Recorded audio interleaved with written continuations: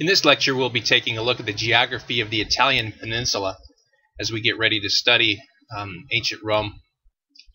Approximately 40% of the peninsula consists of mountains. The Alps form the northern edge, while the Apennine Mountains form the so-called backbone of the peninsula. You can see them kind of running down the center of the Italian peninsula.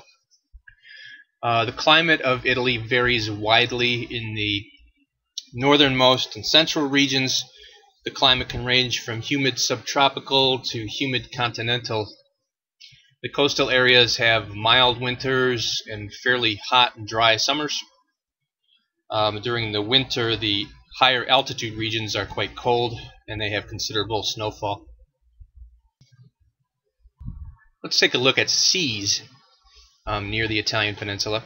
The Adriatic Sea, which you can see to the east, contains more than 1,000 islands, mostly on the eastern coast. It's slightly bigger than the state of Kansas, if you're looking for a point of reference.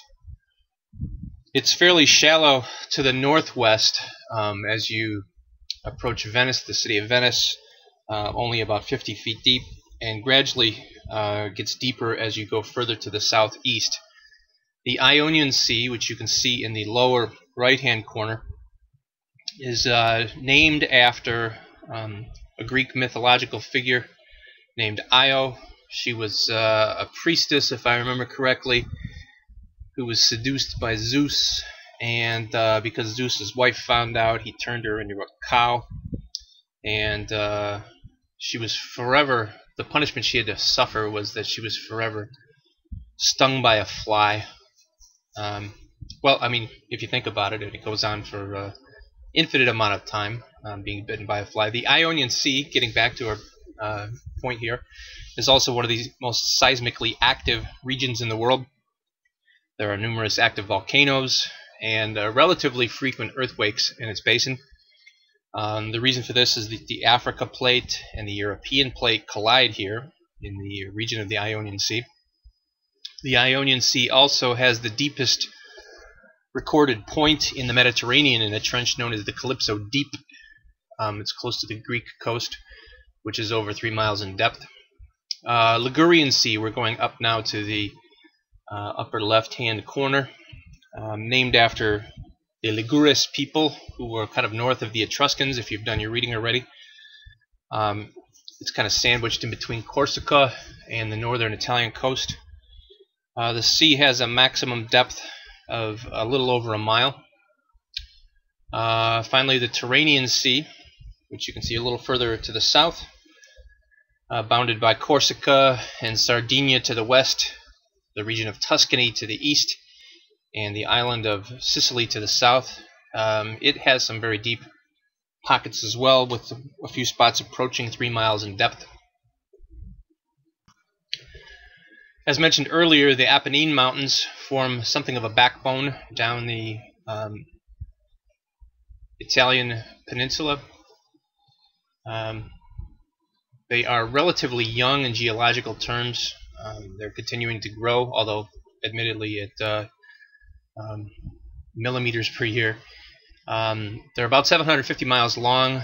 If you look at the peninsula itself, if you count Sicily, which is part of the formation that emerged, the Apennine Mountains are about 930 miles long.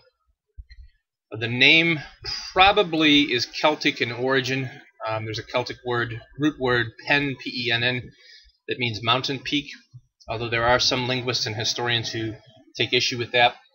The eastern slopes of the Apennines, as they approach the Adriatic Sea, are quite steep. The western slopes facing the Tyrrhenian Sea and the Ligurian Sea are much more gradual sort of foothills, not as steep of an incline. A majority of the major cities of the Italian peninsula are found on the western side of the Apennines. The region also has a few volcanic areas that we'll talk about later in this presentation. To the north are the Alps that have helped insulate and isolate the Italian peninsula from the rest of continental Europe, specifically the Italian Alps. They're also known as the Southern Limestone Alps, and they're part of a a subchain known as the Western Alps. To the far west of the Alps, you can see Mont Blanc, a point that is claimed by both the French and the Italians. If you are cheering for the Italians, you would call it Monte Bianco.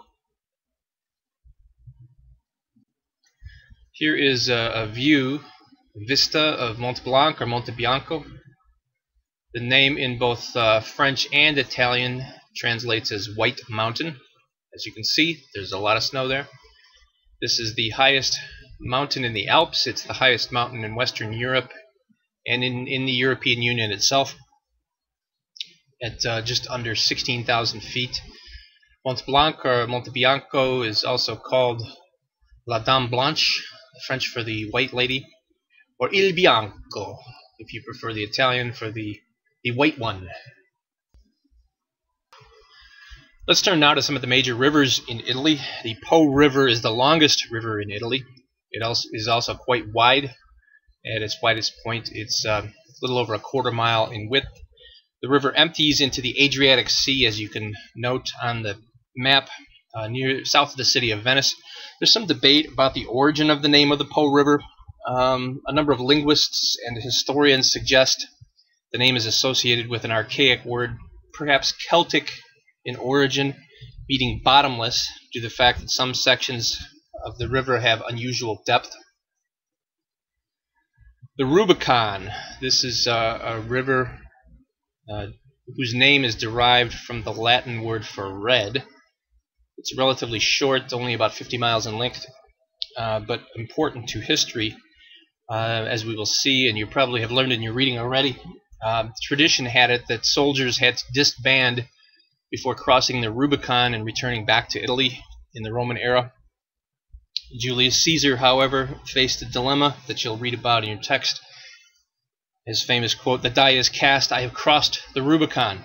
He led his troops across the Rubicon River, but just one legion. Once he crossed that river, of course, he could not take back the decision to face and fight Pompey.